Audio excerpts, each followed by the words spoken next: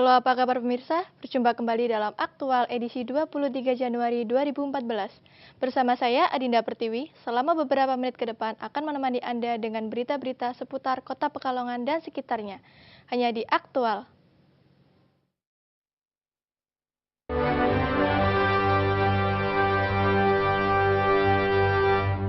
Hujan deras terus-menerus selama beberapa hari membuat Kota Pekalongan darurat banjir. Hampir sebagian besar wilayah di Kota Pekalongan dan Kabupaten Pekalongan tergenang banjir. Bahkan di beberapa titik ketinggian air mencapai 2 meter. Banjir kali ini tercatat sebagai banjir terburuk yang melanda Kota Pekalongan sejak tahun 1987.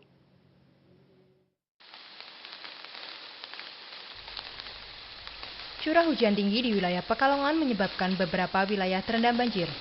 Air mulai menggenangi permukiman warga sejak Jumat 17 Januari 2014.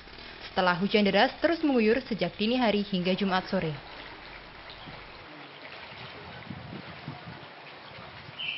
Hampir sebagian besar kelurahan pada semua kecamatan di Kota Pekalongan, yaitu Pekalongan Utara, Pekalongan Barat, Pekalongan Timur, dan Pekalongan Selatan mengalami banjir parah di beberapa titik.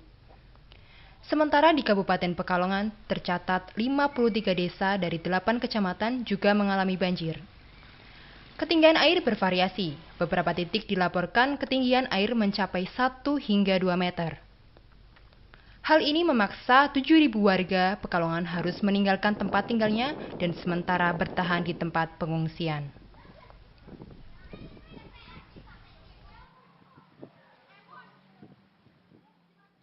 Hampir seluruh kelurahan di tiap-tiap kecamatan di Kota Pekalongan terkena banjir. Banjir paling parah menerjang kawasan pemukiman padat penduduk, yang wilayahnya lebih rendah. Banjir juga tampak menggenangi jalan-jalan utama di Kota Pekalongan.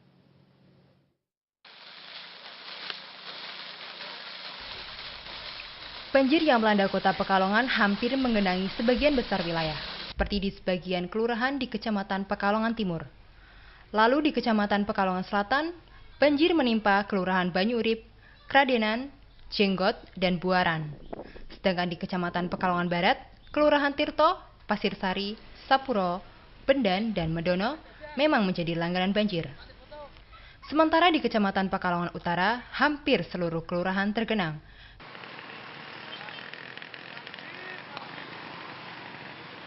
Banjir juga tampak mengenangi beberapa jalan-jalan utama Kota Pekalongan, seperti yang tampak pada Jalan Bahagia, Jalan Angkatan 45, serta Jalan Mataram, juga halaman gedung DPRD, yang terendam air antara 30 hingga 50 cm. Banjir di Kota Pekalongan disebabkan oleh curah hujan yang tinggi selama bulan Januari. Banjir kali ini tercatat sebagai banjir terparah dalam beberapa tahun terakhir. Masih dengan berita banjir, saudara.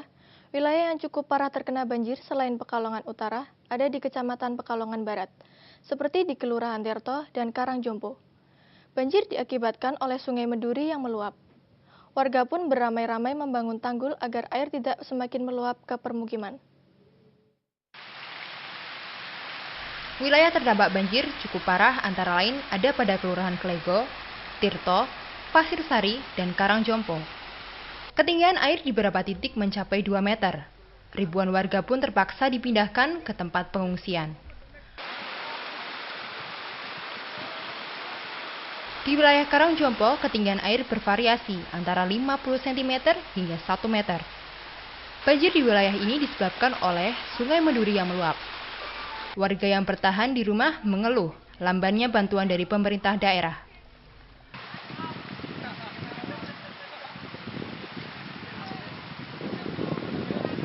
Untuk menanggulangi banjir, warga secara beramai-ramai membangun tanggul di Sungai Meduri untuk menahan air agar tidak meluap ke permukiman.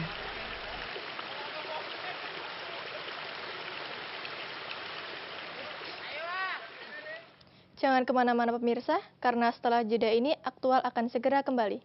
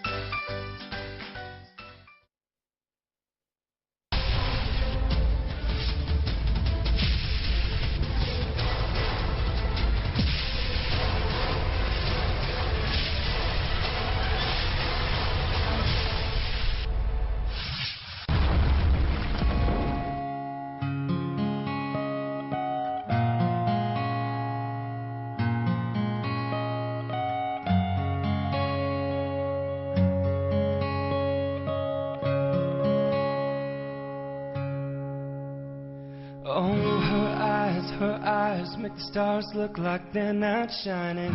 Her hair falls perfectly without her trying. She's so beautiful, and I tell her every day.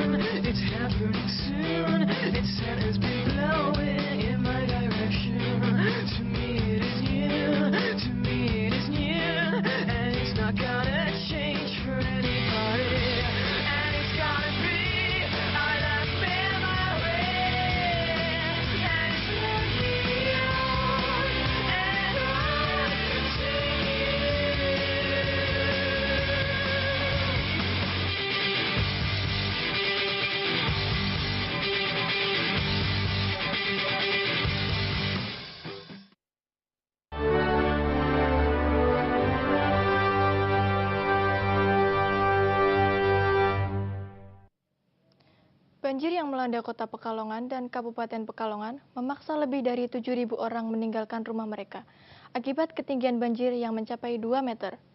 Posko-posko banjir terdapat di masjid-masjid dan sekolah-sekolah. Sebagian besar pengungsi dikonsentrasikan di Gedung Kopindo dan Masjid Al-Karomah.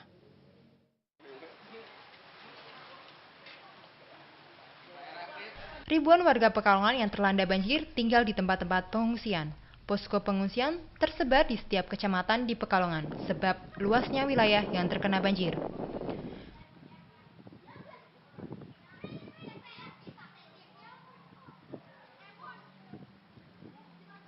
Di Kabupaten Pekalongan, sekitar 850 warga mengungsi di Gedung Kopindo. Sebagian di Gedung Internasional Batik Center Wiradesa, juga beberapa titik pengungsian lain seperti di masjid-masjid dan sekolah-sekolah.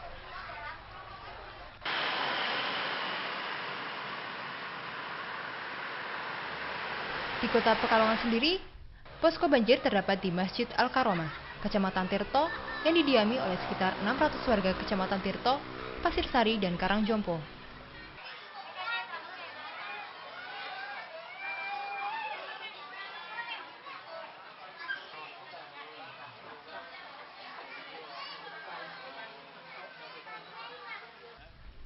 Hari kelima banjir dilaporkan air mulai surut, dan warga berangsur-angsur mulai meninggalkan tempat pengungsian dan sudah bisa kembali ke rumah.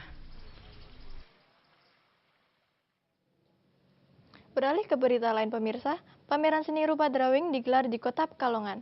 Pameran khusus seni menggambar yang diselenggarakan oleh Dewan Kesenian Kota Pekalongan ini menampilkan ratusan karya seni oleh perupa dari 7 provinsi di Indonesia.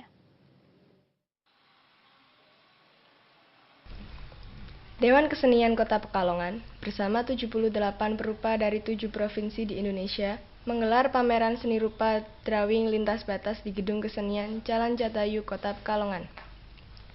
Pameran yang menampilkan khusus karya seni drawing ini dibuka selama sepekan dari tanggal 15 Januari hingga 21 Januari 2014. Sebanyak 134 karya seni dipamerkan. Masing-masing karya hasil kreativitas menggambar ini memiliki pesan-pesan kuat dan ciri khas sendiri. Dengan mengangkat tema lintas batas, seniman Pekalongan berharap masyarakat dapat mengenal karya seni lukis jenis baru yang diimplementasikan ke berbagai media dengan menggunakan kanvas, kardus, kayu, telur, dan lain-lain. Selain itu, lintas batas juga menggambarkan peserta pameran dari berbagai daerah seperti Jakarta, Bandung, Yogyakarta, Pontianak, Bali, dan daerah lain. Sayangnya, kondisi cuaca Kota Pekalongan yang hujan lebat selama beberapa hari dan banjir di berbagai wilayah mengakibatkan pameran seni rupa drawing lintas batas sepi pengunjung.